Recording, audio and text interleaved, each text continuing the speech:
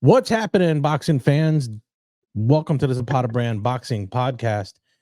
Couple things going on in boxing. We're going to talk about the pay-per-view fight for the debut of Amazon Prime's foray into boxing, and it's a good way for them to lose money because this show is not a pay-per-view show. I also am going to talk a little bit about the impending Canelo fight, whether the rumored fight that he's having with Jamel Charlo coming up in May. So, and I'll also give you a little update on my workout. I'm getting ready right now to head to the gym. Leo is there waiting for me. We're going to do a few rounds there to get into shape this morning. I got on the scale. I'll give you all those details coming up on the Zapata Brand Boxing Podcast.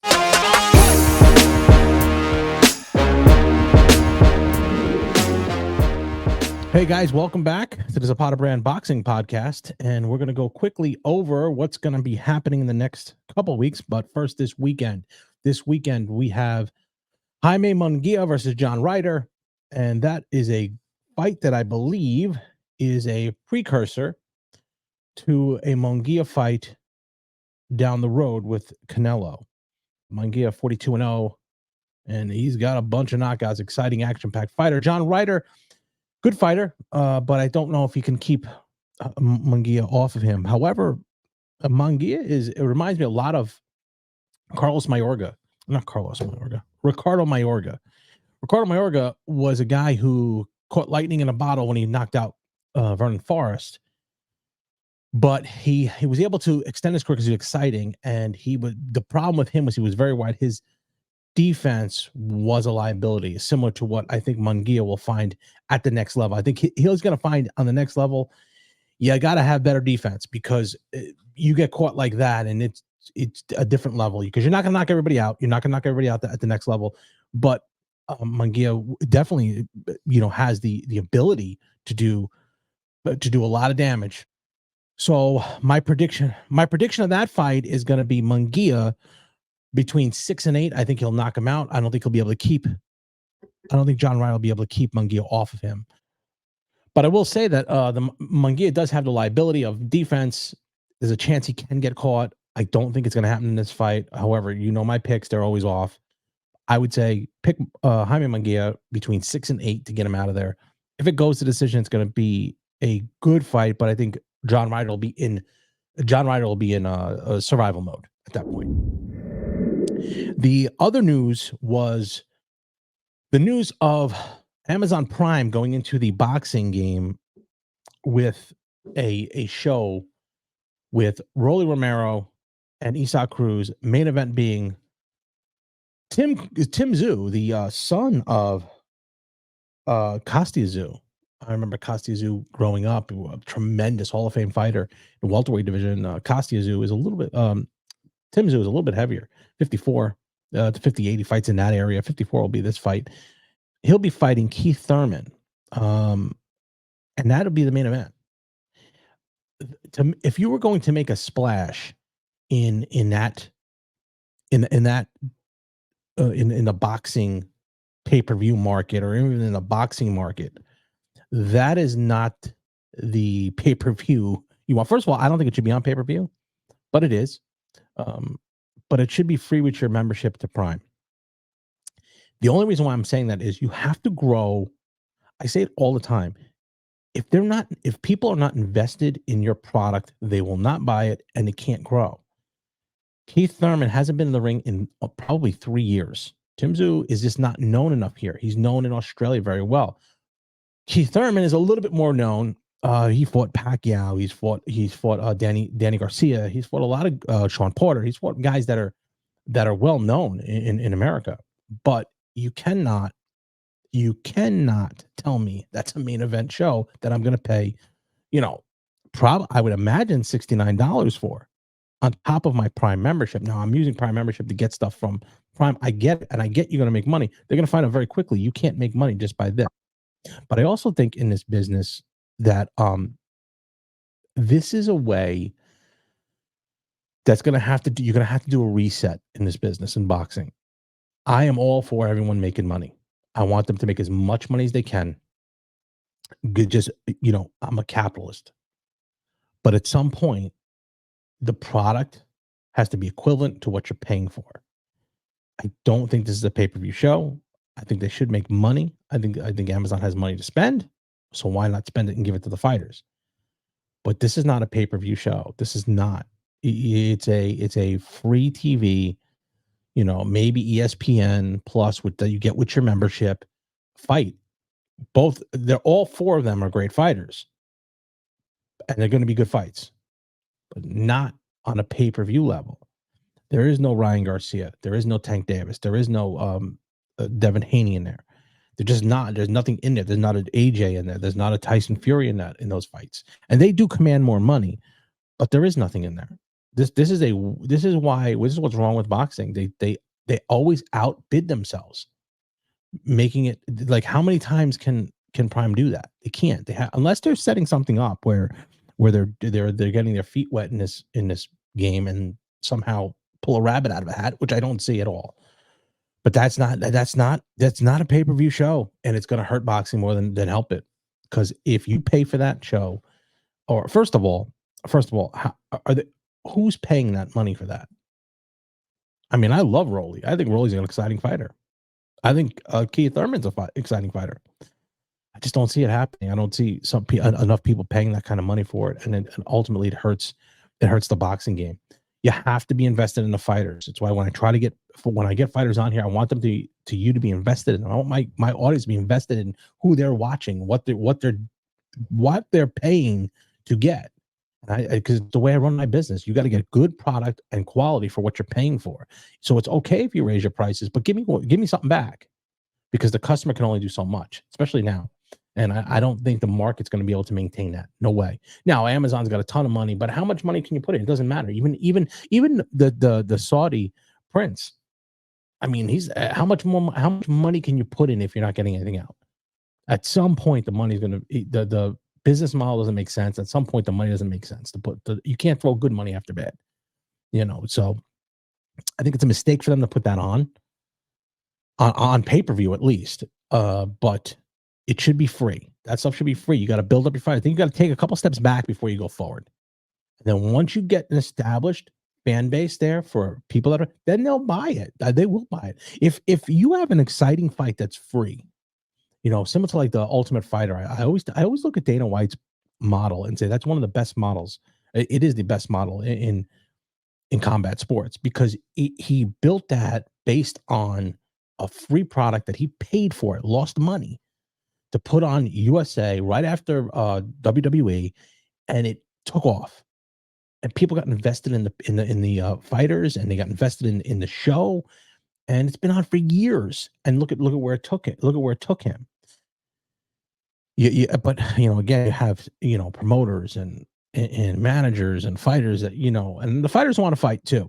So I don't think that's the issue there. I think they do want to fight.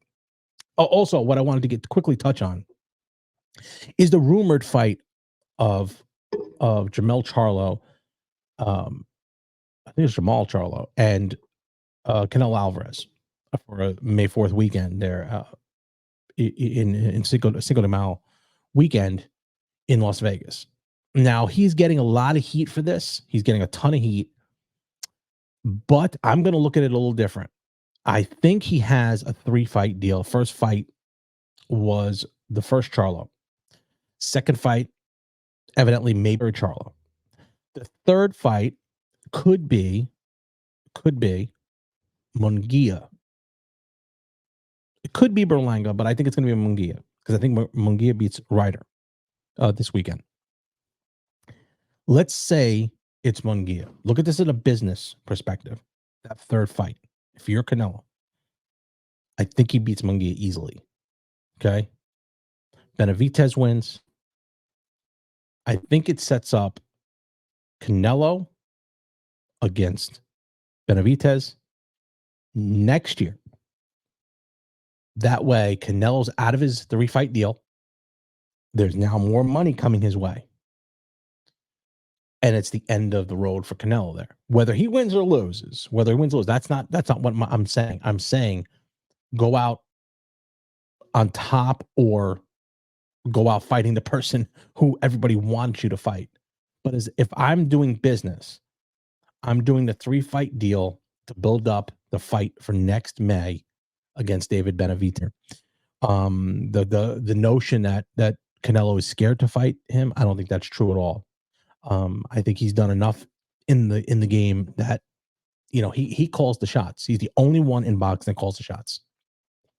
As far as a fighter goes, he can do what he wants. He has the backing. He has a multitude of endorsements. He has a multitude of a fan base. He has other side businesses. He doesn't need this. So, do you think if you say legacy wise, I mean, that would have to be up to him. If it was money, no, he's got that taken care of. If it's for fame, he's got that. Fortune, he's got it all. What is it? What's holding him back? I surely don't think he's scared. He's been boxing since he was 14, 15 years old as a professional.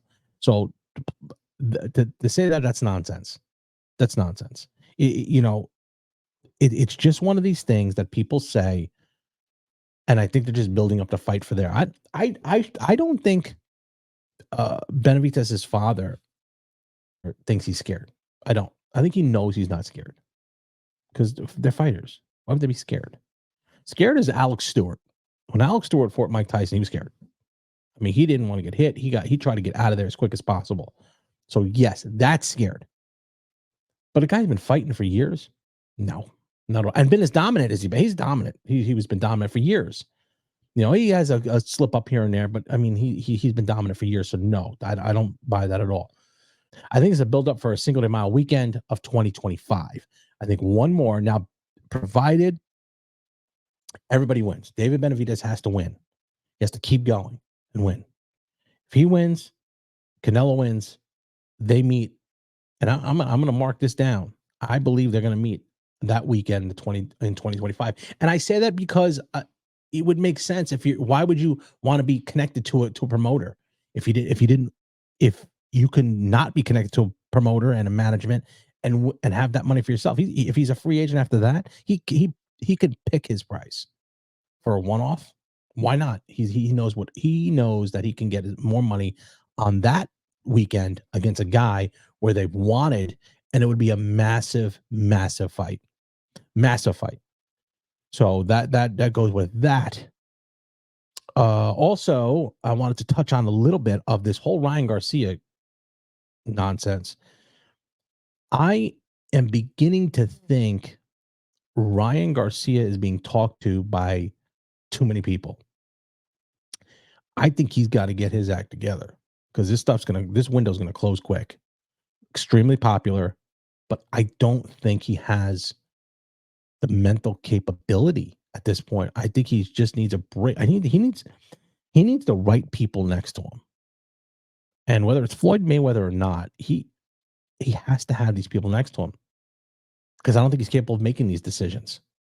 He's a young kid, and there's just something going on. I don't know what, but some of the stuff he's putting out there and arguing with this person.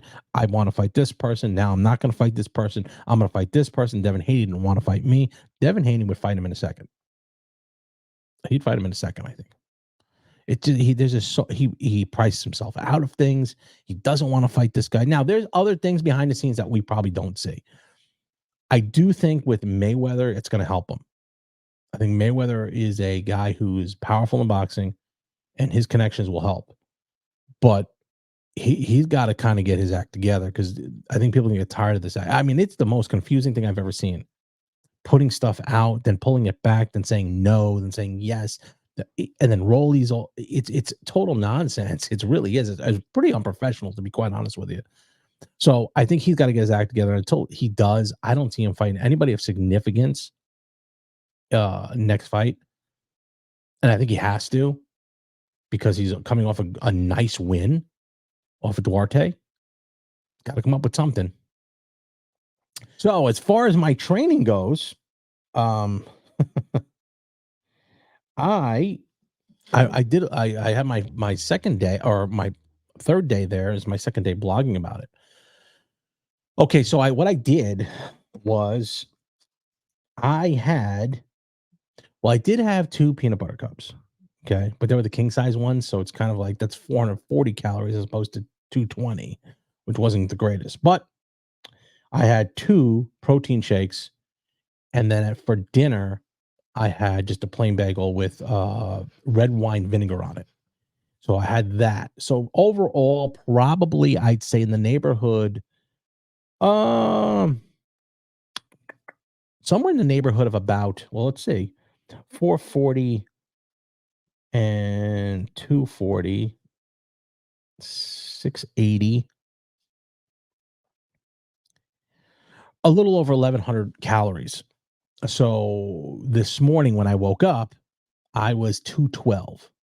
212. So started at 215. I'm now 212. So, and I also did 3 rounds on a double end bag, 3 rounds on a heavy bag. I did lat pull downs and I did incline presses. So when I push off, I have that strength and it's up here. I always do incline and I always do back every day.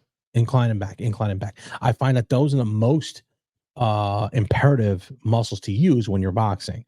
Up top here, pushing off, and also when you're pulling, you get that power with your punch, and everything is with your back and your shoulders and your hips. I use all of that kind of momentum.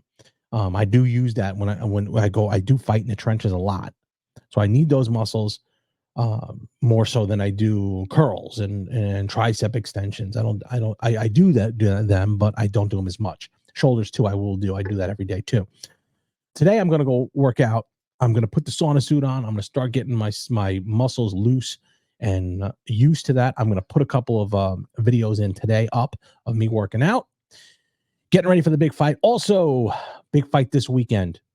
Brandon Bulletproof Glanton, our friend here from the podcast. I'm going to reach out to his manager to see if we can get that set up as soon as the show's over. Have him come on with his belt. They're fighting for the WBO International Cruiserweight Championship, and he'll be probably joining us Saturday or Monday. So other than that, this weekend, I'm going to do a couple. We have Coach Diz coming here on Monday.